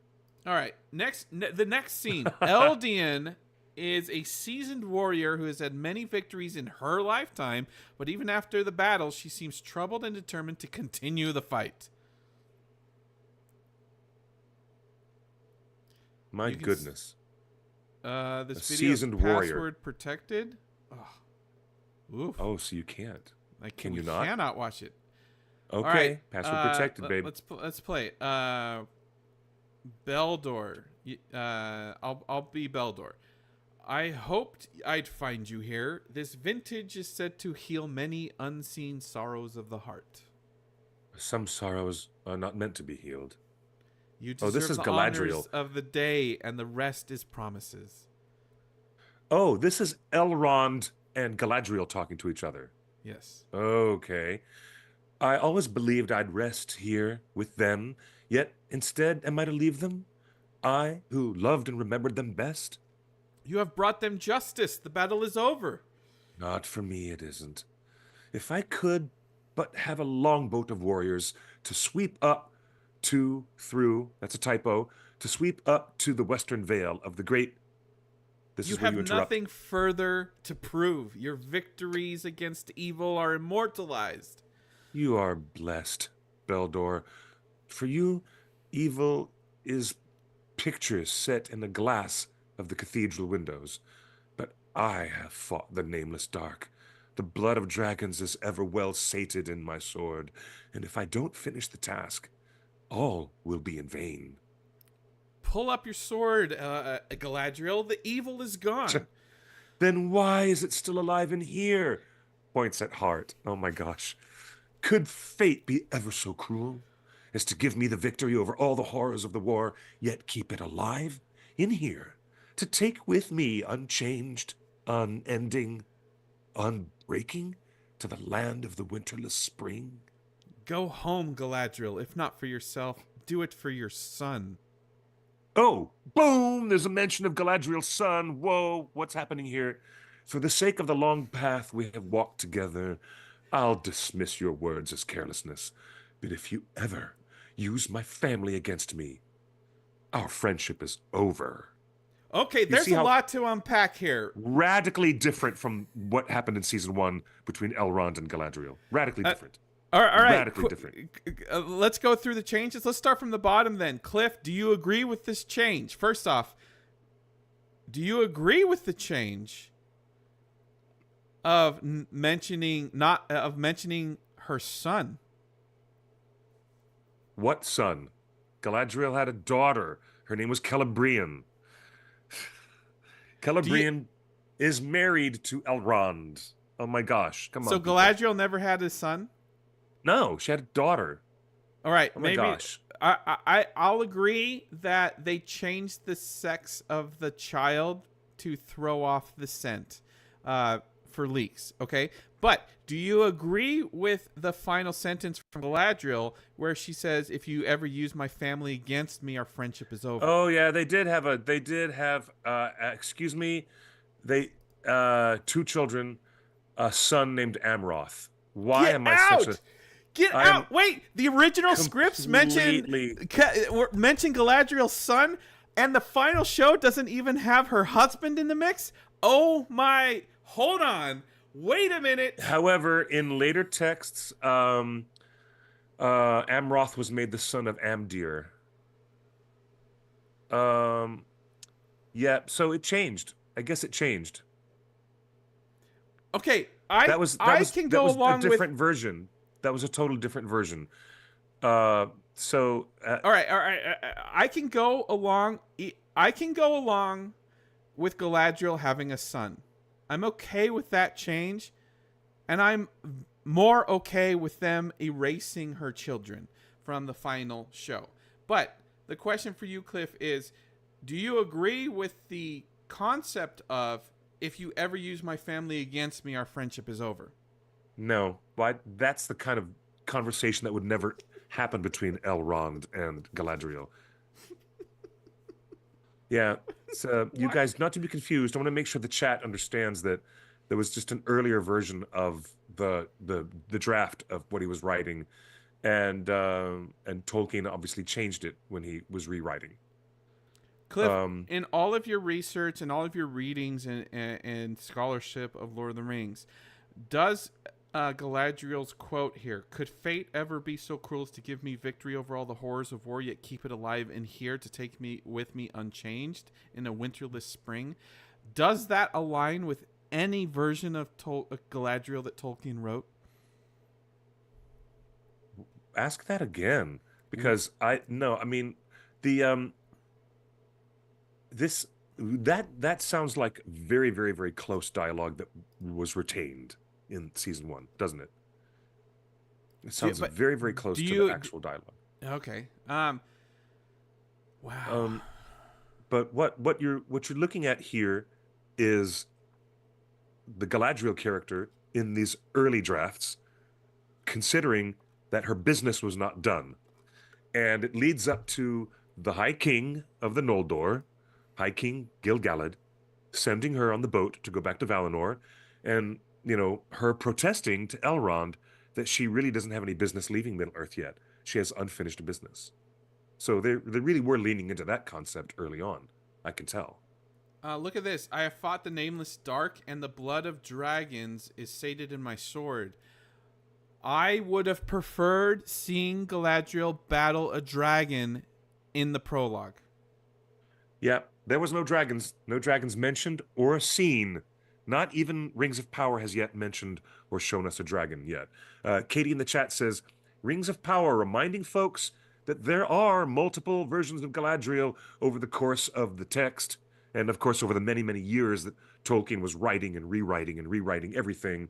And as you state very smartly, thank you, Katie, for mentioning it, folks really need to read the chapter of Galadriel and Celeborn in Unfinished Tales. That's a great, great resource, one of the best, to look at these ideas that Tolkien drafted, but then thought better of and changed. It's really good stuff to read, that Unfinished Tales. I can't You see get there. really good insights. Garf in the chat says, I can't see there being any reason test pages need to align with a true script. I do, because this shows this is a snapshot of the writing process. These aren't just throwaway scripts. Because a lot of auditions don't use scripts associated with the actual production. And Cliff can vouch for that. Garth, were there dragons in the sequence showing the War of Wrath? When they showed that First Age battle, the War of Wrath, I thought that I saw one of the great eagles was destroyed and taken down out of the sky by a fell beast. A fell beast. Beast that the No Nazgul. dragon. It might not have been a dragon.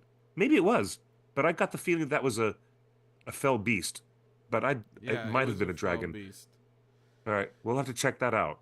All right. So, do you agree Do you agree overall with these changes? I would have loved to see dragons instead. I don't know what the Nameless Dark is, but that sounds cool. I would have liked to seen that in the prologue. That's a vague reference to Morgoth. Probably. Okay. That's kind of cool. Why didn't that stay in the show? Why didn't that stay in the script? Well, you can see that if these were leaked, all this text has been hiding exact Tolkien names and things in such a way so that in case they were leaked, they wouldn't be, oh gosh, we've just got our hands on the secret text that Rings of Power is writing secretly. So yeah. All right. Remember, they called the original Lord of the Rings screenplay Jamboree, and the cover page was fake. And it said, this is a story about the Boy Scouts in New Zealand and the years of trouble that they had, or something like that. And it was called Jamboree. And it had a big logo on it that made it look like it was the Boy Scouts of New Zealand. And that was to be a subterfuge, a deliberate one, in case somebody saw the script sitting on a table, they wouldn't think, oh, wow, look at that. That's the new Lord of the Rings screenplay, and make off with it. So it was to deter anybody, thinking it was that, So these changes and these weird things that you're pointing out are definitely to deter people in case these actors or I actresses also I leaked the I material. also Yeah. think that they are true to a version of the scripts before all of the rewrites. And I want to remind everybody that this show was originally planned for 10 episodes on season 1. We've reported It this was. extensively, It was. and it was a late decision after pandemic started. Mm, They hired a whole new crew because they were running behind schedule and over budget, and they decided based on budget to cancel 2 episodes from season 1. So all of the scripts got rewritten and tightened up, and everything got rejiggered. Okay, so I yes. think I Yes. think Cliff, I'll split it with you 50-50, and Garth. I think some of these scripts have intentional things that were never meant to make it on the show, but will you give me an allowance that some of these things they did intend for the show and just changed at some Yeah. point? Maybe. Yeah. Okay. All right, our Absolutely. last scene Okay. stars Eric. Do we Last but have not to do least, this? Eric Let's seems like more what? Okay, you don't want to do it. You don't want to do it. All No, right. we've already done. It's like, all right. What else are we learning? I want to see what else changed from the original visions of the script and the screenwriters and the showrunners. Um, Mm, Eric is described as more of an anti-hero type like Tom Hiddleston's low-key charisma or David Tennant in Good Omens. Eric is a survivor, a cold pragmatist who has sacrificed his friends to save his skin. Does that sound like Adar? yeah, it sounds like Adar. I think. All right. I have no idea. In this, there's a scene with a woman and Or Adar, but I don't maybe think. this is Southlands. Maybe this is Bronwyn and um the grumpy old guy uh, uh who swears Do he you know swears about Sauron? yeah, he What's his swears name? fealty to Adar, one of the humans of the Southlands. Um what All was right, his name? you play Eric, and we'll do the second scene here. Okay. Any idea where those soldiers were from? There are many places in this world stranger than you can imagine, older than you ever visited. Do you ever simply just say no?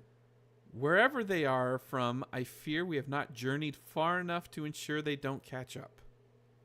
They're on horses, we're on foot. No matter where we journey, they'll catch up.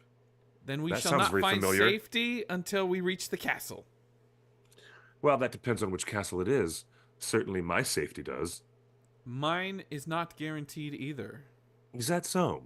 Voluntarily separated from her squadron, I didn't take you for a deserter. I had work to attend to. Oh, sure. Very important business. You hate Farlanders too, then? But that wasn't Farlanders who threw me out of my home and left me with nothing. Do you wish to reclaim it? Well, I reckon I'm short an army. So you simply start over? Look, you didn't cause my suffering, nor can you fix it, no matter how strong your will or your pride. Oh, so this is Halbrand. Halbrand and the unidentified woman is Galadriel? Is this Halbrand dialogue? It must be. All right, It must let's be do the Halbrand. first scene. Get out of here. What are you doing? Going with the better odds. You think you are more likely to fare with me than your friends? Those soldiers... Hold on. Those soldiers will find the question mark, next change of the guards, and send out the hounds. Why be a part of a larger target? You are using your people as a distraction. They are more attractive prey. That's monstrous. They're injured. They are 1,000 miles from safety. They are starving. They're practically almost already dead anyway. You could have helped them. There's no room for mercy if one wants to survive. Besides, you would be wise to focus more on your own choice. Which is? Why, you could kick me out, if you like, send me away, or Or... admit that you stand a much better chance with an actual pair of eyes on your back, even if they do belong to someone whose company you find as distasteful as mine. So, then, where are we headed? Is this early Halbrand dialogue? That is definitely Halbrand. Must be. It must be Halbrand. It's not Waldreg. Thank you, Garth. It is not Waldreg dialogue. This is Halbrand dialogue. Huh. Oh my goodness. Okay. This is interesting, but this is Rafstein. So oh, you know what came up, Cliff? So do you want to? This came up in the Discord today. Yeah. When did you actually find out about Galadriel? Oh gosh, wasn't it about 2 years before Comic-Con? The first season had its big splashy Comic-Con debut. It was before. Yeah, it was before that. No, I think we knew during pandemic. Yeah, right. That's what I mean. Yeah, I think it would have been right when the pandemic was dying down, I think. And what was the context of the leak? I seem to recall people associated with on the production who were watching this stuff being filmed were kind of like, this is not Tolkien at all. And you guys have to know about this. Yeah, actually, the context was a super secret insider who was actively in the production was telling us, as long as you don't expose my name ever, this person was like, I really want you to know what's going on with this story and what they're doing. Because I was just on the set myself. And they had the scoop. But did they give it to us? They definitely had the big scoop. Did they give it to us clean, or did they have an opinion about it? They definitely had an opinion about it, yes. And that's why they were telling us. Yes. Was it a warning? Like, hey, Yes. Get ready for Sauron and Galadriel. Yeah, it was up. Get ready for crazy pants. Yeah, get ready to have crazy pants happen. What is this? This is wonderful fan art from Mina Morse Art 2025 on Tumblr. I just love it. I love Galadriel fan art. So the question, Cliff, the debate has been. So hold on. The debate has been: is Galadriel canon for the show? Is it intentional, or are fans just shipping it and it's not in the show? So I go back to that original leak. Well, it's always been clear. intentional. That question has been answered years and years ago. It was always intentional. Yeah. So that doesn't make it the right choice. But we need to shut down the debate that it wasn't intentional. It is intentional. It was always intentional. It changed in the final edit. And that's why I wanted to look back at some of these early scripts, because a lot can change from the script all the way to the final edit. As we said, the season got shortened from 10 episodes to 8. A lot of things happened. Pandemic happened. So, but one thing that has been true since day one. Let's take a look. McPain really sat down one day and said, why don't we build the whole thing around Sauron and Galadriel and explore their relationship as cosmically connected narrative foils and mirrors that start out as allies? And if we make Charlie and Miv's chemistry the key to everything. Characters, or maybe characters we didn't even know about who could have been Sauron. From the beginning, we wanted to build a relationship between Sauron and Galadriel. There was a text that we found in the writer's room that we found to be really, really fascinating from the Mirror of Galadriel, in which she says, I perceive the Dark Lord and know his mind, or at least all of his mind that concerns the elves. And ever does he grope after me and seek to know my mind, but still the door is shut. We thought that spoke or hinted of, the possibility of some kind of a relationship between Sauron and Galadriel. Very early on, we said, well, what would it be like to, explore this? We didn't want it to be just like he's nakedly Sauron from the beginning, because it feels like it'd be hard to have any kind of relationship there, because she would instantly just reject any association with him. But like, what if he sort of crept up on her unawares and, you know, presented himself in a form that fed into a goal of hers, as he does with Halbrand? And then the idea of a Tolkienian chance meeting, as he called them, an encounter on the raft, you know, felt like it could be a delicious way to start off that storyline. We thought of, you know, ways that there are other characters you might think were Sauron. The stranger was certainly always going to be someone who we knew people would be thinking about, given his powers. You know, there were other players on the board that we thought people might be considering as well, and we laced the storytelling to make it hopefully intricate and satisfying, and that people would be looking at those different characters and having questions about them. But really, Galadriel and Halbrand was the that was the intention really all along. You're muted, but I think that seals the deal. Yes, from their mouth to God's ears. Well, from their mouth to the ears of the fandom, which has given them a very mixed response. This concept of having the two characters of Sauron and Galadriel start out as allies and to be direct narrative foils against each other, interesting concept, but it's a mixed bag, and the fandom has responded with their levels of approval and disapproval in equal measure. And I'm on the side of one important aspect, that Galadriel was too smart to be fooled. There were other characters that were deeply manipulated and fooled by Anatar. She was not one of them. She never was one of the characters that was duped by the machinations of Sauron.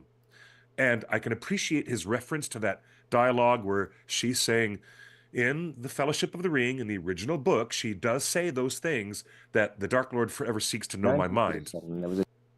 But the execution of this concept never satisfied. There were other ways for Sauron to be present and to try to, align himself with the Elves of Eregion, because Gil-galad and Elrond shut the door in his face at Lindon. Whenever he went over to the kingdom of Lindon in the Blue Mountains, where the Grey Havens are, that was just... Hello, what's that? Sorry, I'm queuing up. No, there are many other ways to have achieved these two characters being a foil against each other. Many other ways to have done it. Aside from my main complaint was that Galadriel wouldn't have been so easily fooled by Sauron. She would not have. And if there were something like that where such a character was at risk of being manipulated and fooled by Sauron, Tolkien would have written about it in the same way that he writes about the Númenóreans and Ar-Pharazôn being duped by the evil counsel and the evil manipulative advice, and Sauron being so effective. Here you go. Lots and lots of other characters in the Second Age were really duped by Sauron. And there's a lot of exploration in that narrative that they could have had. But to dial in to Galadriel being so utterly manipulated and fooled by this guy, Sauron in disguise as a human man, I never bought it. It wasn't there. And I could easily visualize a dozen other ways for the characters to be useful narrative foils against one another. But this wouldn't have been my first choice to do it. That's just one man's opinion. Well, just one man's opinion. That's all. Let's see another man's opinion, J.R.R. Tolkien himself. And what pleases morally. God, we may assume, made a moral rather than an aesthetic choice. Is this too great an assumption? It's one that would require a very long time to debate, but I should have thought that we are dealing with something which we're only looking at facets of one whole, but certainly an aesthetic whole is surely an aesthetic facet is as strongly to be predicated as a moral one. In this world that you yourself have made, the complexities that exist mostly, it seems to me, outside the creatures of the world. There is an absolute evil and there is an idea of absolute good. Would you agree? Mordor, after all, is a principle of absolute evil. You don't believe in absolute evil, but you believe in absolute good. Yeah. Let's say... If you don't believe in absolute evil, why did you create the Dark Lord, who seems to be the apotheosis of it? But he said in the book that he himself was not evil to begin with. he fell. Then, like Lucifer. Yeah. So you're... Well, he's several stages down from Lucifer.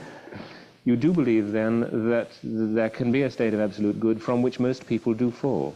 It said, for instance, there's no religion in the book. There isn't, for reasons which are partly aesthetic, partly auctorial, and partly the history. This book, so-called Lord of the Rings, comes at the end of a long series of stories I've created in which the situation would be explained. Why there were no, for instance, churches, rituals, and temples, and so on. Yes, but you're to read into the book a kind of allegory of the H-bomb. What is said somewhere in the book is that the One Ring is a power so enormous that even if a good man were to use it against a bad, it would corrupt the good man. But that is the thing which other people have arrived, other viewers, other people arrived at long before the H-bomb was invented. Yeah. Also, I may say that I began building the stories in which the Dark Lord when I was undergraduate. They were already in an advanced stage during the First War. The H-bomb hadn't been heard of. If you were to be remembered as the man who has made the Lord of the Rings, would you rather be remembered as a man who has said something or as a man who has made something? Well, we don't need to get into that whole thing, but it's kind of hard to understand Tolkien because he talks so quickly.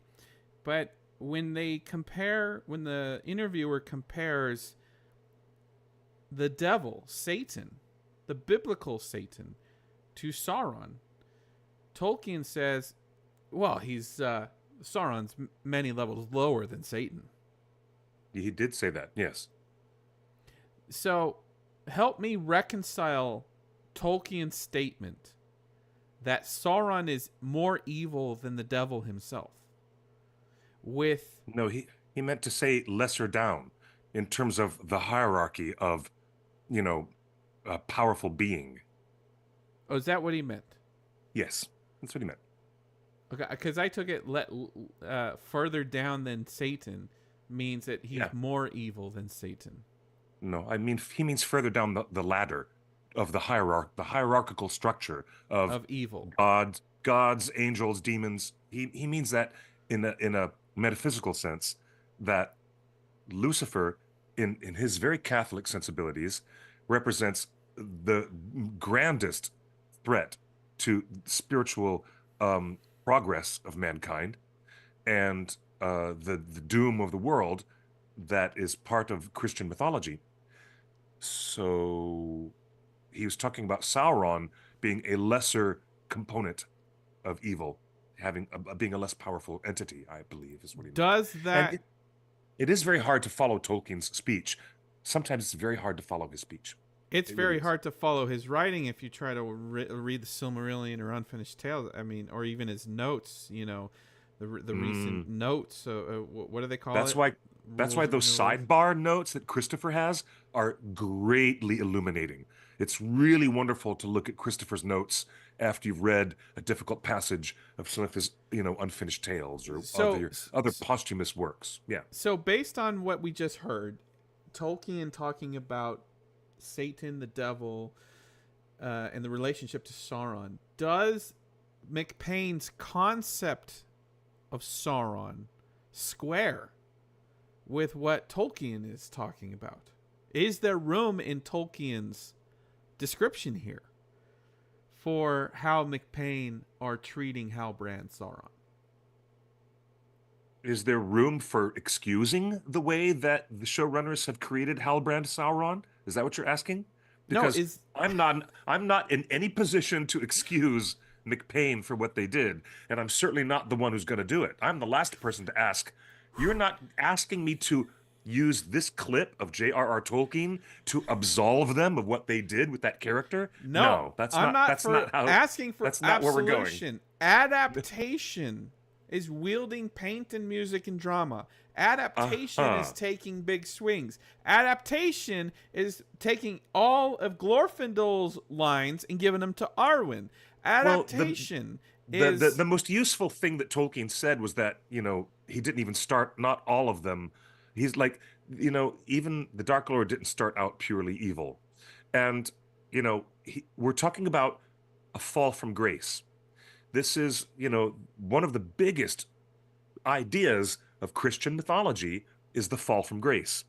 The expulsion of Adam and Eve from the Garden of Eden for disobeying the laws of God and the instructions they were specifically given by the influence of Lucifer, as embodied by the snake. And the fall from grace sets up the entire theological component that you see in whether Second Age Sauron, after the War of Wrath and after Morgoth being held captive by the Valar and shut beyond the gates of night, here's Sauron given a chance, even when one of the emissaries of the Valar come to him and say, do you want to be cleansed of your sins, Sauron? Then you come back to Valinor, seek the mercy of Manwë and the other Valar, and seek to atone. Atonement is a big part of Christian mythology. Atonement and salvation. It's a big part of the whole theological idea. And the closest that Mr. Payne and I keep calling J.D. them Payne. McPayne, but McPayne is so not their names. J.D. Payne and Patrick McKay did dial into this concept that Tolkien just mentioned right now. Whether they executed it to its fullest, they didn't have an emissary from the Valar come and approach Halbrand. I mean, Halbrand standing there as his new embodiment, as we saw in the opening of season 2, when he was absorbing other biological creatures and wasn't a bubbling mass of protoplasm on the ground, he was actually able to become humanoid form by absorbing an unfortunate victim, another person. So they didn't have any emissary come to Sauron and say, do you want to seek atonement? Let's go back to Valinor and you face the music for all these bad things you did, Sauron, and then we can talk about you making atonement for what you did.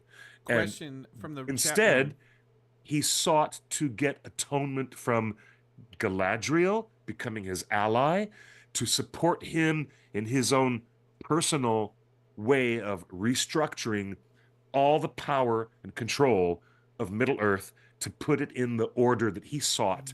That's not in the show. It's not. That's in the show. It's in the show. It's in the show. Yeah, it's in the show. It's in the second season. I don't know about that. To a degree that I noticed in that opening of season 2, and it backs up when Galadriel challenged Halbrand. The very end of season 1, and the very beginning of season 2. If you watch them back to back, you have this kind of a half-formed idea of Sauron not really wanting to get any atonement at all. It's like they abandoned the concept of him paying for his crimes and going back to Valinor to pay for his crimes. Instead, he decided to stay in Middle-earth and seek intricate power structures and manipulations so that he could set his evil plans to work in his own very specific, autocratic, totalitarian Sauron way. He wants to use rings and Galadriel to restore his idea of order. It seems to me that they had the barest whiff in the air that Sauron had a chance. You know, the dialogue he has with that old man, the old man who dies on the boat, who he steals the pouch from. That whole thing was the smallest whiff. That dialogue with that older gentleman is part of that concept of you may have fallen from grace, but you can change and you can be a better man. You could be a better person. But did they fully execute it? No, they didn't fully execute it any further than that dialogue. They didn't explore it any further than that. Honorable Viking. There's a slight smell in the air that they could have done that they could have thought about Sauron but they didn't. As a character who wanted to redeem himself, but it didn't quite come out that way. Do you agree with Honorable Viking saying, at this point, Sauron's heart is too far gone to consider love in any aspect? Yeah, I can totally understand that. Yep, yeah. If you're not going to pay for your crimes and do the time and get atonement and redemption for the evil things you did, then there's no love in your heart. You're only an egoist. You're only looking You're a after black yourself. goo. Your heart is black. You're only looking goo. after yourself. My final question before we move on toward the end of the show, Cliff. Now that we've gone through 2 seasons of Rings of Power, we just heard Tolkien talk about Lucifer and Sauron in context. Yeah. Is, up to now, 2 seasons of Rings of Power, is Sauron evil enough for you? Oh yeah. Sauron is evil enough because he even the Sauron that's presented in Rings of Power season 2 is ready to set the world in his own mind in the order that he wants the world set in. And it doesn't seem like it's evil to him. He just realizes he realizes very little within himself about what is evil within himself. He's just thinking about control. I don't know. Am I crazy? All right. I love you, Just Katie. thinking about You guys are great. control? The people in the chat are really great. You guys are really great. I love you guys in the chat. Oh man, I lost the link. Guys, Discord, where's that link to that essay about Sauron and the devil? There was some I don't know. good scholarship that I'm scrolling up now. Anyway, while I'm looking for this, we got two. I want to. We do need to talk. Yeah. We need to make a So big first announcement off- about yeah. the First off, Tolkien Society coming to America. That's That- a big piece of news we haven't even talked about yet. yeah. Well, before that, here we go. I just want to bring this up, folks. Congratulations, the Irish Film and Television Academy. Irish Film and Television Academy has 3 Lord of the Rings actors out of 6 nominees. That's right. Anthony Boyle was Tolkien's best friend in the movie Tolkien. He is nominated for Say Nothing. Kieran Hines, who was the Dark Wizard, still unnamed in Rings of Power, is Still nominated unnamed. for The Dry. And Aidan Turner was, of course, Fili, the dwarf, Yep. in the Hobbit movies. So congratulations to 3 Lord of the Rings, 3 Tolkien-related actors for nominations at the Irish Film and Television Academy. And Yeah. we're bearing the lead Isn't it here, but Great. Cliff, It's great to see Anthony Boyle. He was so wonderful in the Tolkien movie. I love that movie. It's really one of my favorites. I love it. Guess what, kids? We're going to make this much more official and make bigger announcements on the main website of theonering.net. But we're going to start leaking the information, getting it out there. As of a few weeks ago, I have confirmed personally my presence and my involvement at the very first Tolkien Society conference that is happening in the United States. No longer do you have to take a very expensive plane trip to London and then a long drive out to Oxford. No longer do you have to do that. If you're here in America, you can take a quick little, shuttle flight to Kansas City, Missouri, where in the second week of May 9, 10, and 11, for 3 days, right at the National World War I Museum and Memorial, we have a really unique location. It's really kind of cool because we know how much World War I impacted young Tolkien before he was a professor, before he wrote The Hobbit. And so right there, we're going to have this big conference. We're going to have beautiful, wonderful literary conversations, panels, guest speakers, workshops, amazing lectures. Come to my TED Talk. It's just going to be, the Ted Sandyman talk. It'll be Ted Sandyman from Bree. Come to the Ted Sandyman talk. We're going to have entertainment and discussions. This will be the scholarship and friendship destination for everybody in North America, Canada, and Latin America who wants to come and hang out without having to take that expensive flight over to London. Come to Westmoot. We're going to be making announcements about who the keynote speakers are. I am coming up with some delightful interview ideas for people we're going to interview. It's going to be really, really cool. Will it be I'd- live streamed, or is it only in person in Kansas City?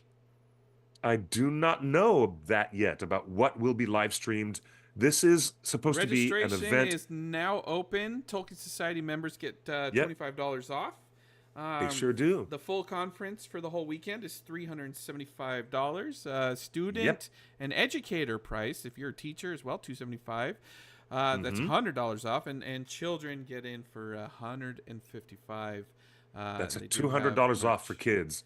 Yes, they we actually have put out a call for proposals. You want to slide down to that real quick?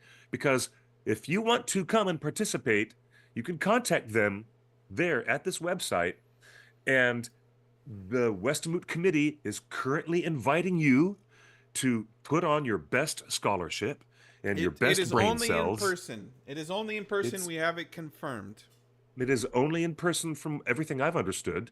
I mean, yeah, like a real Tolkien Society Oxenmoot. This is like, they have Oxenmoot, and it's been the best thing for years and years and years and years. It's been an amazing thing for people to go to Oxenmoot. Even in the early days before the Fellowship of the Ring was released, even Philippa Boyens and myself, Clifford Broadway, we were invited to Oxenmoot as guest speakers at a big panel conversation about, the biggest popular culture adaptation of Tolkien that we were up against. And at that time, it was the impending release of the first Lord of the Rings movie from Peter Jackson and New Line Cinema.